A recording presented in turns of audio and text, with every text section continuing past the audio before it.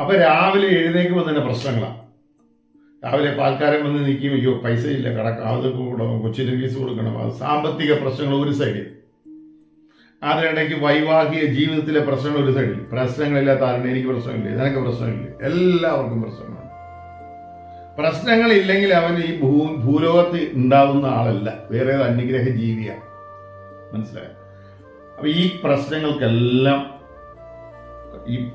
എല്ലാവരും പറയും, ഞാൻ അവിടെ പോയി ഇവിടെ പോയി 30 കോടി ദേവതകളുണ്ട്. അതായത് 4 കോടി മന്ത്രങ്ങളുണ്ടെന്നാണ് പറഞ്ഞത്. അപ്പോൾ 4 കോടി ദേവതകളുണ്ട്. അതിൽ നമ്മൾ 4 കോടി ദേവതയെ വിളിച്ചിട്ടുണ്ട്, പക്ഷേ വിളിക്കേണ്ട ഒരാളെ വിളിച്ചിട്ടില്ലായിരിക്കും.